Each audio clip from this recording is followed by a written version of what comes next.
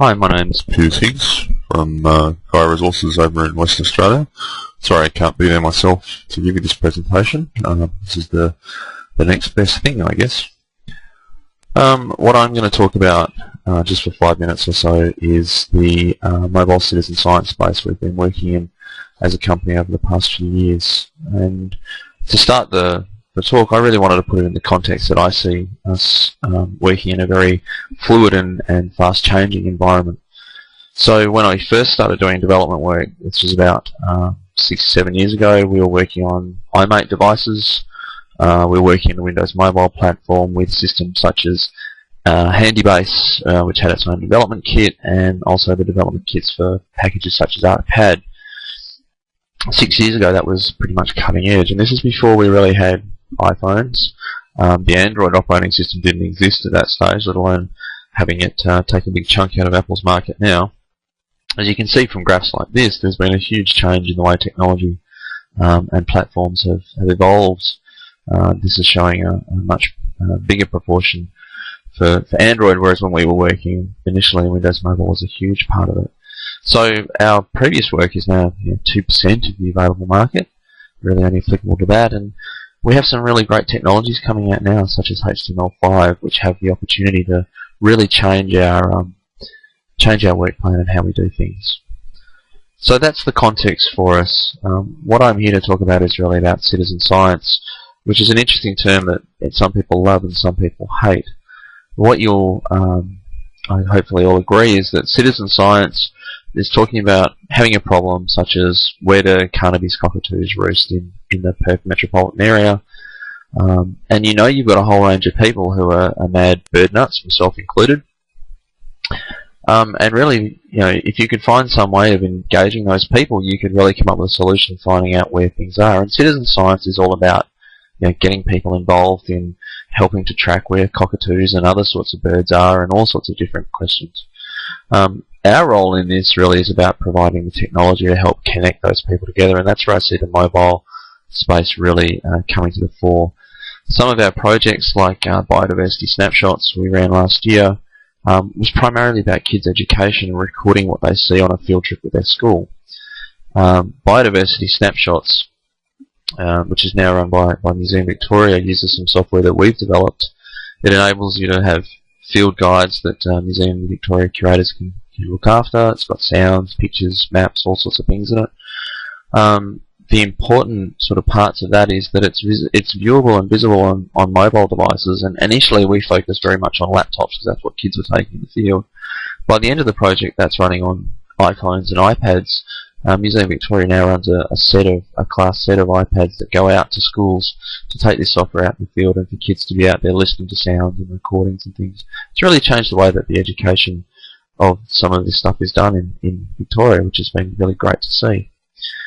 So those sort of projects have really led us to learn a range of lessons, and I'm really only going to cover off on 3 in the time that I have to talk to you today. One, hardware. That initial graph that I showed you indicated Android with a 43% of the market. That's, I think, the last quarter of smartphone sales. I went to an interesting conference previously where they were touting the fact that they had an iPad application for the conference, which was great, apart from the fact that there was only 5 people in the audience when I spoke that actually had an iPad versus the 30 or 40 that had Android platforms. So by choosing one over the other, you tend to isolate or put other people offside who don't have that platform. So really our mandate now is not to deploy a single platform solution. It's especially important when you see about things like Google buying Motorola recently, Android toppling iPhone, but then you've also had the iPhone 5 coming out in early October. This comes back to one of my initial points about HTML5 and those sorts of technologies. There's also another one called PhoneGap, which allows you to bundle an existing code base and deploy it for multiple platforms. So there really is no excuse for developers now to be bundling a single platform only, although it's a lot easier, I have to say, for us to test and work with one. So that's probably the first lesson that we've learned, is not to deploy on a single platform. The second lesson we've learned is about accuracy. we had a lot of interesting discussions early on about the fact that your iPhone won't give you a good accuracy reading, and that's because of things like assisted GPS and how you manage that. We found on our initial testing, this is just a screenshot of a blog article we did, the blue line on that map shows you where we walked, and the red dots were the records that we took, because it was using mobile phone towers to try and triangulate our position. You're only accurate there to sort of 2 or 3 kilometres. We used the same devices that went back to the same area, the area in red there, about 6 weeks later, with some better understanding of how the settings work. And you can see from these red dots on the graph, on the map here, that we're actually getting really good accuracy in here. We were positioning our locations on the path that we actually walked on. And that's just using standard, mobile phone devices, tablets and a few others. So there was nothing particularly fancy, but you can, if you get the settings right, work on highly accurate to sort of 5-6 meters on a consumer grade device. The third thing I wanted to talk about, which is really important, is don't develop in isolation. For my company at Gaia Resources, we have 6 or 7 developers.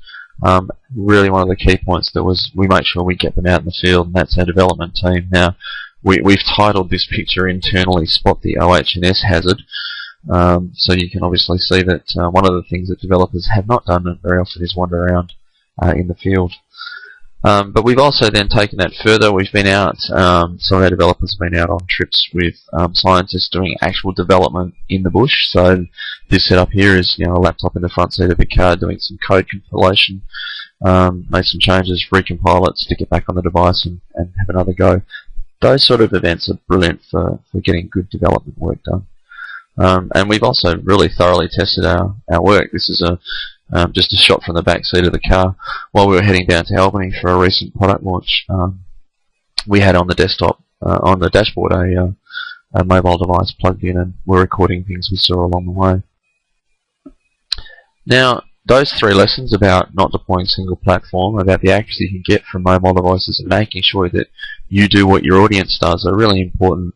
But again, I'm going to bring you back to that first slide about what's changing, where to from here, what's the next technology.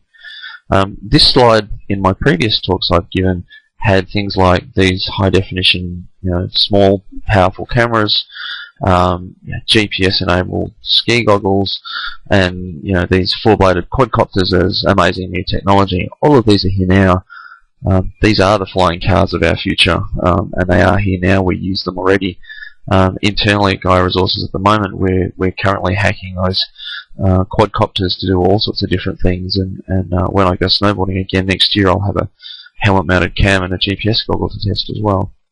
So I started looking at what else is there. There's things like the yo-yo boards that allow Android phones to control just about anything once you get it all wired up. There's wearable power supplies from wearable solar, and there's even RFID implanting chips. Now these aren't that far away either. In fact, the yo-yo boards have just arrived in our office yesterday. So what's the next technology is a really hard thing to think about, but remember, it will change, and at some point we will get to a point where we all have a tricorder that can do just about anything. So they're my main points I wanted to ask. I'll hopefully be joining you for the Q&A session at the end of this presentation section. But if you want to know more and I can't join, then please feel free to contact me at any time.